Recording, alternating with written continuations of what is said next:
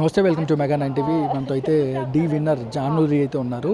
ఆహాకి సంబంధించిన యాంకర్ ఓంకార్ గారు హోస్ట్ చేస్తున్న షోకి అయితే డ్యాన్స్ ఐకాన్ 2 అయితే అందులో పార్టిసిపేట్ చేస్తుంది. ఒకసారి ఆ షో గురించి డీటెయిల్స్ అడుగుదాం జాహ్నవి గారి మాటలోనే.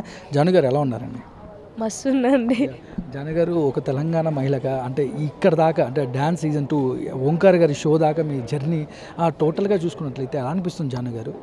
చాలా ప్రౌడ్గా ఉంది నిజంగా. అంటే మనం ఏదో ఊర్లల్లో మన ఫోక్ సాంగ్స్ చేస్తాం. చాలామంది ఫోక్ సాంగ్స్ అంటే ఫోక్ సాంగ్స్ రాళ్ళు ఫోక్ డాన్సర్లా అంటారు. కానీ ఆ ఫోక్ సాంగ్స్ ఎప్పుడు సినిమాలో వాడుతున్నారు. రీల్స్ చూసుకుంటే ఫోక్ సాంగ్స్ తప్ప ఇంకొకటి రాదు. అలాంటి అమ్మాయిని ఈరోజు ఓంకార్ అన్న షోలో నేను ఉన్నానంటే ఇక అంతకు మించి నాకు ఆనందం లేదు. చాలా ప్రౌడ్గా ఉంది. తెలంగాణ మొత్తం ప్రౌడ్గా ఫీల్ కావాలి. ఒక తెలంగాణ అమ్మాయి ఒక షోలో మెంటర్గా ఉందంటే మనం అందరికీ హ్యాపీ, మనం అందరం ప్రౌడ్గా ఫీల్ కావాలి. నా ఒపీనియన్ అయితే అది. అంటే జాహ్నవి గారు ఇప్పుడు ఓంకార్ గారి షోలో 2 రోజులు షూటింగ్ జరిగింది అంటున్నారు. ఈ ప్రోమో కూడా చూస్తే అంటే ఏదైతే ట్రైలర్ ఉందో చాలా అంటే చాలా బాగా అనిపించింది. మీకు అంతమందిలో పార్టిసిపేట్ చేసే అంతమందిలో మీ స్లాంగ్ కానీ లేదంటే మీకు కొంచెం భయం కానీ అంటే ఇలాంటివన్నీ ఎదురయ్యే సందర్భాలు ఏమైనా ఉన్నాయి? భయం ఏంది, ఎందుకు భయంగా? వాళ్ళందరూ పెద్దోళ్ళు, మనమేమో తెలుగు వాళ్ళు ఇంగ్లీష్ మాట్లాడతారు, హిందీ మాట్లాడి మనకి ఏం రాదు. కానీ ఓకే అర్థమవుతుంది, రావట్లేదు. కానీ నేనేందో నా స్లాంగ్ ఏందో నేను అదే మాట్లాడతాను. అది ఎక్కడికి వెళ్ళినా సరే. ఎందుకంటే మన తెలంగాణ అమ్మాయిగా ఉన్నాం కాబట్టి ఆ తెలుగే మాట్లాడతాను.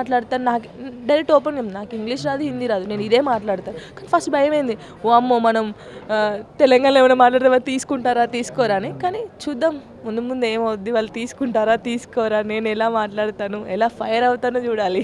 కానీ ఎలా ఉండబోతుంది జాహ్నవి గారు అక్కడ సిచ్యువేషన్స్, ఎమోషన్స్ కానీ గొడవలు ఎమోషన్స్ ఎన్నో చాలా ఎక్కువగా అంటే ఎవరికి అర్థం కాని రీతిలో ఓంకార్ గారు బ్రెయిన్లో అయితే లాక్ చేశారంటున్నారు. ముందే ఏమన్నా మీకు హింట్స్ ఇచ్చే అవకాశాలు ఉంటాయా? మాకు స్టేజ్ పైనే చెప్తున్నాడు, నాకు ఇంత భయం అవుతుంది అక్కడ. ఓ అన్నయ్య నేను వచ్చిందే భయపడుకుంటూ వచ్చిన, నువ్వేంది ఇవన్నీ పెడుతున్నావు అనుకున్నా. కానీ అవి చెప్పకూడదు. చాలా ఘోరంగా ఉంటుంది షో. అంటే ఎంటర్టైన్మెంట్ ఉంటుంది, కొట్టుకుంటారా మరి ఏం చేసుకుంటారో తెలీదు. చాలా కొత్తగా ఉంటుంది, చాలా బాగుంటుంది. మీరు చూడండి, అందరూ చాలా సర్ప్రైజ్గా ఫీల్ అవుతారు.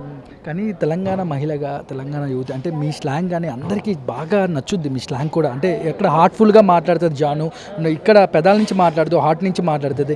అలాంటి హార్ట్ నుంచి మాట్లాడే జాను అక్కడ భయపడే సందర్భాలు అంటే అవతల కూడా చాలా ధీటుగా ఎదుర్కొనే సిచ్యువేషన్లు ఏమైనా ఉంటాయా జానులో? భయపడేది ఏం లేదు ఇంకా. ఎందుకంటే నాకు ధైర్యం అన్ననే ఇచ్చాడు. అంటే నన్ను ఎంచుకున్నప్పుడే అన్న నా మీద ఎంత నమ్మకం ఉంటే ఈ అమ్మాయి కరెక్ట్ అని. అన్న నమ్మకాన్ని మనం నిలబెట్టాలంటే మనం ధైర్యంగా ఉండాలి. ఆ ధైర్యంతో మాట్లాడతాను.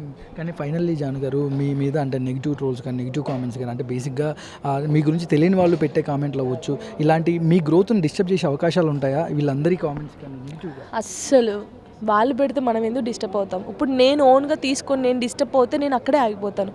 అదే నేను తీసుకోలేదు అనుకో ఇంకా ఎదుగుతూనే ఉంటాను. అదే అంటారు కదా, పళ్ళున్న చెట్లకే రాళ్ళని. మనం ఎదుగుతుంటే అలా రాళ్ళు ఎడుతూనే ఉంటారు. మనం దాన్ని పట్టించుకుంటే పోలేము. నేను అమ్మాయిలకు కూడా చెప్పేది అదే. చాలామంది సూసైడ్ కూడా చేసుకుంటున్నారు. వాడెవడో బెదిరిస్తే వీడెవడో బెదిరిస్తే కామెంట్స్ అని. అవసరం లేదు, వాడు ఏమన్నా పెట్టుకొని నీకెందుకు, నీ ఫ్యూచర్ నువ్వు ఎదిగినప్పుడు వాడే వచ్చి ఏ కామెంట్ పెట్టాడో మనం ఏదైనా షోకి వెళ్తే వాడొచ్చి ఫోటో దిగుతాడు. మళ్ళీ పెట్టడం ఎందుకు, ఫోటో దిగడం ఎందుకు? అసలు అవి పట్టించుకోరు నెగిటివ్ అనేది. ఏం లేదు, థ్యాంక్ యూ. అలా పెడతానే ఉంటాను, నేను ఎదుగుతూనే ఉంటాను, అంతకుమించి ఇంకేం లేదు. థ్యాంక్ యూ అండి, all the best and congrats. Thank you.